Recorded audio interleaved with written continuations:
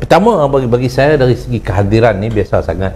Pada muktamar PAS dengan jumlah yang macam tu, itu satu benda yang biasa bagi saya. Pengalaman kita duduk dalam PAS ni, mana-mana muktamar pun memang ramai.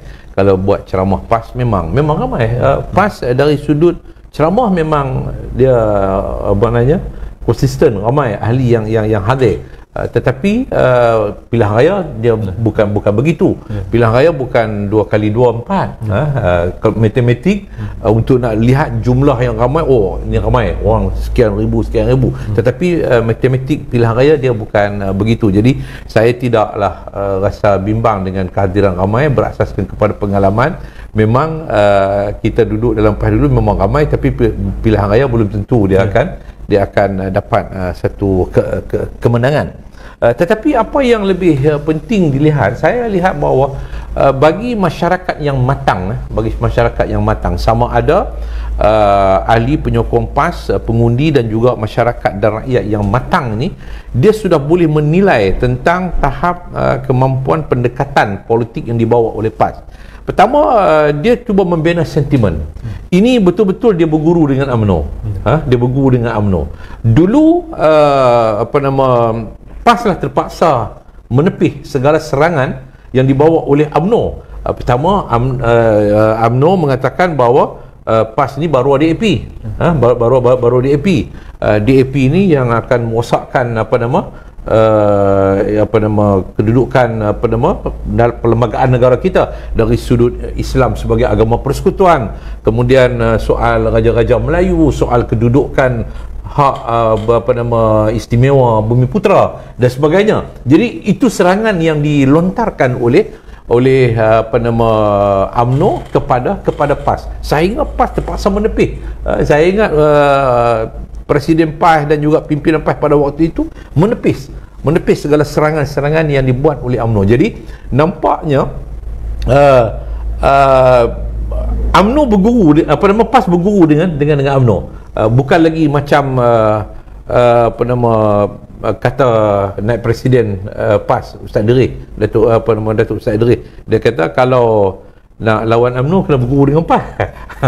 Tetapi nampaknya dia berguru dengan UMNO untuk menyerang orang lain yang dia rasai dulu bagaimana serangan UMNO terhadap dia. Jadi sehingga menimbulkan ketakutan orang Melayu kepada PAS. Hari ini dia melakukan proses percubaan baru untuk menimbulkan ketakutan orang Melayu dan orang Islam ini kepada PH, kepada Pakatan Harapan, dengan membawa pendekatan yang sama. Jadi saya percaya pengundi yang matang, masyarakat yang matang dan rakyat yang mempunyai tahap intelektual yang tinggi, bukan tahap intelektual yang rendah. Sebab sekarang saya melihat bahawa masyarakat kita sudah mencapai satu tahap intelektual yang tinggi. Jadi mereka boleh menilai, maknanya ini politik untuk nak berkuasa. Dan akhirnya orang melihat, orang muak dengan isu-isu sentimen perkauman dan keagamaan yang sempit ini, kerana isu-isu ini memperkecilkan tahap daya intelektual yang ada kepada masyarakat kita. Jadi sebab itu orang sudah boleh mempersoal. Hari ini ramai netizen mempersoalkan apa yang PH buat, yang sehingga dikatakan menggugat kedudukan Islam dan juga Melayu dan serta raja-raja apa dia. Sedangkan kitalah parti PH yang menghormati saranan yang di-Pertuan Agong dan juga Majlis Raja-Raja supaya mewujudkan kestabilan politik dalam negara kita. Pada waktu kegawatan politik pertembungan antara dalaman PN sendiri, kerajaan dipimpin oleh Tan Sri Muhyiddin pada waktu itu, sehingga timbulnya pada waktu itu krisis yang boleh saya anggap sebagai krisis antara kerajaan pimpinan Perikatan Nasional yang PAS berada di dalamnya, iaitu krisis perlembagaan dan krisis dengan raja-raja, sehingga terbit bukan artikel, surat-surat daripada istana Saya pun tak tahu daripada mana perkara tersebut boleh diterbitkan, tetapi nak menggambarkan surat-surat tersebut kemarahan dan kemurkaan raja, khususnya yang di Pertuan Agong terhadap kerajaan pimpinan PA. Dan antara ada 2 nama disebut dalam surat daripada Istana Negara itu, termasuk nama Datuk Taqiyuddin, Setiausaha Agong PAS, kerana dianggap menteri yang menjaga undang-undang yang menjanjikan sesuatu untuk melaksanakan sidang khas parlimen pada waktu itu mengikut acuan seperti mana yang dikendaki oleh pihak yang di Pertuan Agong, mengikut peruntukan perlembagaan, iaitu membentang hal-hal yang berkaitan dengan darurat ini, darurat pada waktu itu, untuk diputuskan sama ada nak ditamat ataupun nak disambung. Bukannya seperti mana yang berlaku pada waktu itu, mereka tidak bentang. Akhirnya mereka hanya cuba untuk menerangkan kepada parlimen apa yang mereka buat sepanjang darurat. Jadi krisis itu menunjukkan bagaimana kerajaan Perikatan Nasional yang PAS ada dalam Perikatan Nasional sehingga sekarang ini sebenarnya yang menggugat kedudukan raja-raja, dan mereka tidak menghormati saranan yang berkali-kali, sehingga 2 kali 3 kali saranan barulah nak dipanggil sidang khas parlimen pada waktu itu. Jadi ini saya lihat bahawa suatu yang perlu dilihat oleh masyarakat yang punya tahap kematangan intelektual yang tinggi ini, bagaimana mereka cuba merendahkan kedudukan kemampuan daya fikir masyarakat dan juga rakyat. Betul. Kita ke belakang sikit untuk melihat perkembangan PAS dan juga UMNO. Yeah. UMNO ditubuhkan 1947. Yeah. PAS 1951. Jadi kedua-dua parti Melayu yang sudah lama ini, pada peringkat awalnya mereka bertarung untuk makan kek yang sama, Datuk, iaitu pengundi Melayu. Jadi bila berperang ni, PAS menggunakan isu agama, UMNO menggunakan isu Melayu, perang sungguh-sungguh sampai peringkat, ialah bila agama terlibat ni, sampai peringkat mengharamkan sesuatu yang halal pun. Sembelih tak boleh makan, hukum supaya 2 imam. Pasal apa? Pasal mesti tajam, pasal untuk nak tarik orang Melayu. Tapi dalam keadaan begitu pun, PAS menyedari bahawa tanpa undi non-Muslim ni dia tak boleh perintah. Lepas tu di peringkat 80-an, 90-an mula cari, membuat pendekatan PAS for all, cari orang non-Muslim. Inilah yang terjadi yang Datuk sebut tadi ni, 2015 Pakatan Rakyat dengan DAP. Yeah. Rapat Datuk, rapat. Peluk. Jadi kita melihat bagaimana dia mengubah pasal strategi politik saja untuk survival politik. Membuat pendekatan. Akhirnya saya nak tekan lagi sekali yang Datuk dah sebut tadi ni, belajar daripada UMNO. 7 tahun 2015